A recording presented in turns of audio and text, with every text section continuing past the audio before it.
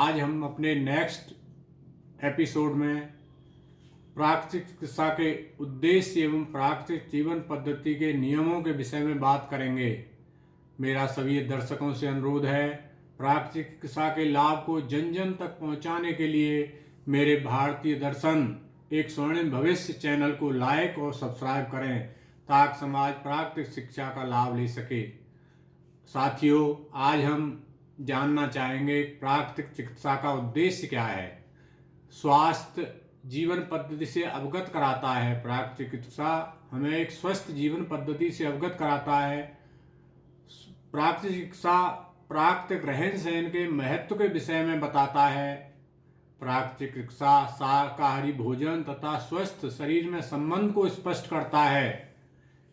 इसके अतिरिक्त इसके और भी उद्देश्य हैं, जैसे स्वस्थ दिनचर्या एवं सकारात्मक मनोवृत्ति के विकास में सहायता करना, रोगों की रोकथाम करना, शरीर की जीवनी शक्ति को मजबूत बनाना, मानसिक स्वास्थ्य को अच्छा बनाना। ये हमारे प्राकृतिक चिकित्सा के उद्देश्य हैं। हमारे ऋषि मुनियों ने इसी सभी उद्देश्यों को ध्यान में रखते हुए हमारे जीवन में प्राकृतिक चिकित्सा को महत्व दिया था, उसके उद्देश्यों को बताया था। अब इस प्राकृतिक चिकित्सा के कुछ नियम हैं, उनके विषय में भी बात करेंगे। जैसे आप जानते हैं, श्वास प्रक्रिया का एक नियम है। हमारी श्वास निरंतर अबाध रूप से चलती रहती हैं, परंतु वायु भी उसके लिए हवा शुद्ध होनी चाहिए। वायु या श्वास जीवन का आधार है। हमारे जीवन का आधार एकमात्र अगर हम बेसिक माने तो सांस ही है। हमारा शरीर तभी स्वस्थ रह सकता है जब शरीर के सभी सेल्स में एयर श्वास हमारी पूरी तरीके से अच्छी तरह से सप्लाई हो, हर सेल्स के पास पहुँचे। इसके लिए हमें प्रातःकाल शुद्ध हवा में टहलना, व्यायाम करना, इसके अतिरिक्त योगा करना। हम जब भी सांस लें अपना ध्यान रखें कि हमें गहरी सांस लेनी चाहिए। हमें सैलो सांस लेने से हमारी सांस फेफड़े तक जाती है और वहीं से वापस आती है। यह इस तरह की सांस लेना हमारे स्वास्थ्य के लिए बहुत ज़्यादा लाभदायक नहीं है। यदि हम गहरी सांस लेंगे, आप देखेंगे कि जब सांस लेते समय हम बहुत इजी मूड में सांस लेते हैं, रिलैक्स होते हैं, तो हमारी सांस हमारी नाभि तक जाती है और सांस जब वापस आती है तो नाभि से ही आती है। ये हमारा, इसको हम डीप ब्रीथ कह सकते हैं। यदि हम डीप ब्रीथ करेंगे तो हमारा स्वास्थ्य अच्छा रहेगा, श्वास हमारे प्रत्येक सेल तक जाएगी और हम दीर्घायु होंगे। इसी तरह भोजन संबंधी भी कुछ नियम हैं। प्राकृतिक जीवन पद्धति प्राकृतिक चिकित्सा बताती है कि हमें अधिक से अधिक मात्रा में प्राकृतिक भोजन, बलवर्धक, ज्ञानवर्धक, शक्तिवर्धक, रक्तवर्धक, शाकाहारी तथा सुपाच्य भोजन लेना चाहिए। भोजन भूख लगने पर ही लें तथा एक निश्चित समय पर ही लें। भोजन के समय शांत चित्त होकर भोजन करना चाहिए ताकि भोजन को पचाने वाले एंजाइम तथा रसायन भरपूर मात्रा में उत्पन्न हो सकें और हमारे भोजन के साथ मिलकर हमारे आंतों तक पहुंचकर उसे भोजन को पचाने में सहायक हो सकें। इस तरह हम भोजन पर ध्यान रखेंगे तो हमें निश्चित रूप से हमारा स्वास्थ्य लाभ मिलेगा। इसी प्रकार हमें भोजन करते समय स्वच्छता का भी विशेष ध्यान रखना चाहिए। भोजन बनाने के समय भी हमें स्वच्छ भोजन बनाना चाहिए तथा हाथ और जहाँ भी हम भोजन बना रहे हैं वह स्थान पूरी तरह स्वच्छ हो। इसी तरह पानी पीने के भी नियम हैं। हमें प्रातःकाल उठकर सर्वप्रथम हल्का गुनगुना थोड़ा गर्म किया हुआ पानी पीना चाहिए। यदि उस पानी में हम थोड़ा सा नमक डाल लें तो बहुत अच्छा होगा, क्योंकि हमारे ब्लड की जो मीडिया है वो एल्कलाइन होता है। हम विभिन्न तरह के भोजन करते हैं, हमारी दिनचर्या में बदलाव आते रहते हैं, इसलिए हमारा शरीर का, हमारी बॉडी का मीडिया एसिडिक हो जाता है। जो एसिडिक होने पर हमें बहुत तरह की बीमारियों बीमारियां घेर लेती हैं और हमारा स्वास्थ्य खराब होने लगता है। यदि हम पानी में नमक डालकर पिएंगे तो हमारा मीडिया एल्कलाइन हो जाएगा, जो हमारे स्वास्थ्य के लिए बहुत ही अच्छा है। थोड़ा हम दिन के समय में, सुबह के समय में 10-15 मिनट या आधा घंटे धूप में भी बैठें, उससे हमारे स्वास्थ्य के लिए बहुत अच्छा लाभ मिलता है। विटामिन डी की जो कमी है वो पूरी हो जाती है। अतः हम प्रतिदिन नियम बना लें, टहलने या व्यायाम करने के बाद थोड़ा धूप में अवश्य बैठें। यदि आप प्रातःकाल धूप में नहीं बैठ सकते या धूप नहीं है, तब आप दिन के समय में भी धूप में बैठ सकते हैं, लेकिन प्रातःकाल की धूप हमारे लिए विशेष लाभदायक होती है। इसी तरह वस्त्र धारण करने के भी कुछ प्राकृतिक नियम हैं। हमें अधिकतर सूती वस्त्र धारण करने चाहिए। वह वस्त्र इस तरह के हों कि हमें आराम मिले, उसमें हम आराम से अपना सकें।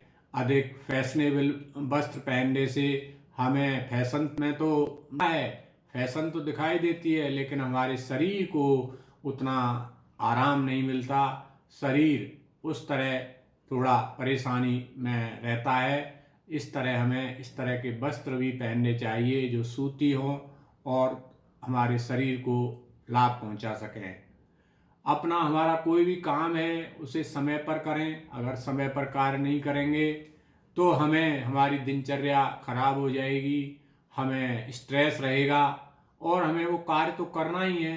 तो क्यों ना हम अपनी लाइफ में एक डिसिप्लिन बना लें कि हम अपना जो भी कार्य है उसे समय पर पूरा करें। इसी तरह सोने के भी कुछ नियम हैं। सुबह जल्दी उठना तथा रात्रि में जल्दी सोना एक प्राकृतिक नियम है। इसका यदि हम पालन करेंगे तो ये भी हमारे स्वास्थ्य के लिए लाभदायक है। साथियों, मैं आपको एक चीज़ बताऊं, यदि शाम के समय की 9 बजे से लेकर 12 बजे की 3 घंटे की हम अगर नींद लें तो वो नींद हमारी 6 घंटे की नींद के बराबर होती है। और 12 बजे से 2 बजे तक की नींद लें तो वो हमारी 4.5 घंटे की नींद के बराबर होती है। और 2 या 3 बजे के बाद की जो नींद है वो 1 घंटे की नींद 15 मिनट की नींद की बराबर होती है। तो हम समय से सोएं और प्रातःकाल जल्दी उठें, ये भी एक प्राकृतिक चिकित्सा का नियम है। इसी तरह विश्राम के भी नियम हैं। हमें शरीर में जब थकावट हो या हमारे विश्राम का समय हो, जब हम जरूर ही विश्राम करें, अपने शरीर को रेस्ट दें। इसी तरह हम शांत चित्त होकर परमात्मा का नाम भी लें। अपने दिनचर्या में से 24 घंटे में से कुछ समय अवश्य निकालें कि हम अपने परमपिता परमेश्वर परमात्मा का नाम लें और हम अपने मानसिक स्वास्थ्य को ठीक रखें। उससे हमारा मानसिक स्वास्थ्य ठीक रहता है। अनावश्यक जो तनाव और स्ट्रेस हैं वो कम होने लगते हैं या नहीं होते हैं। इसी तरह सामाजिक तथा नैतिक व्यवहार संबंधी भी कुछ नियम प्राकृतिक चिकित्सा में बताए गए हैं। इसी तरह सुख दुख लाभ हानि तथा सभी परिस्थितियों में अपने आप को नियंत्रित करना सीखें। हम अगर बहुत ज़्यादा कोई खुशी हमें मिल गई तो बहुत खुश हो जाते हैं, जरा सा भी कोई परेशानी हमारी लाइफ में आ गई तो हम दुखी हो जाते हैं। ये तो एक प्रकृति का नियम है। सुख दुख इससे हर व्यक्ति के जीवन में आते रहते हैं। हम उनसे न अधिक प्रसन्न हो न दुखी हो। हम उस तरह एक इसको खेल भावना की तरह लें तो ये भी प्रकृति ने एक नियम हमारे लिए बनाया हुआ है। इसी तरह प्राकृतिक चिकित्सा का एक भारतीय दर्शन है। प्राकृतिक चिकित्सा के भारतीय दर्शन जो मूल दार्शनिक तत्वों पर आधारित है। रोग मानव जनित हैं, पाप का परिणाम नहीं। बहुत से लोग कहते हैं कि हमारे जीवन में कोई परेशानियां बीमारियां आ जाती हैं तो हमने, हे परमात्मा, हमने क्या ऐसे गलत कार्य किए। ऐसा कुछ भी नहीं है। रोग ये मानव जनित है। हम अपनी दिनचर्या में या अपने प्राकृतिक जीवन शैली में इस तरह के कुछ बदलाव कर लेते हैं कि हमारा शरीर रोगी हो जाता है, बीमार होने लगता है। सभी रोगों की उत्पत्ति प्राकृतिक नियमों के उल्लंघन से ही होती है। तो हम प्राकृतिक नियमों का उल्लंघन नहीं करेंगे, प्राकृतिक नियमों का पालन करेंगे तो हमारे रोग हमारे शरीर में नहीं होंगे। इसी तरह शरीर के अंदर दूषित पदार्थ विषैले तत्व एकत्रित होने से रोग प्रकट होते हैं। शरीर में जीवनी शक्ति होती है जो सदैव शरीर के कल्याण के लिए कार्य करती है। हम अपनी जीवनी शक्ति को बनाए रखें। हम अपनी दिनचर्या इस तरह की रूटीन बनाएं कि हमारी जीवनी शक्ति अधिक से अधिक बढ़ती रहे और हमें उसमें कमी न होने पाए। सभी रोग प्रकृति की शोधक एवं रोग मुक्त करने की प्रक्रिया है। हमारे रोग जो हमारे होते हैं वो हमारे शरीर को प्रकृति ने जो हमें वरदान दिए हैं उससे हम अगर कुछ भिन्न अपनी कार्यकलाप करते हैं तो रोग अपने आप स्वतः प्रकट हो जाते हैं और हमारे शरीर को स्वतः ठीक करने लगते हैं या हमारे विषैले तत्व या पदार्थों को निकालने लगते हैं। तो छोटी मोटी बीमारियों ये प्रकृति के नियमों के उल्लंघन से भी होती हैं। इसी तरह हमें बनावटी जीवन पद्धति या संस्कृति के कारण भी भयानक रोगों की उत्पत्ति हो जाती है। हम अपनी जीवन में बनावटी जीवन न जिएं, हम अपने जीवन को साधारण तरीके से और प्रकृति के साथ जुड़े रहकर ही जिएं।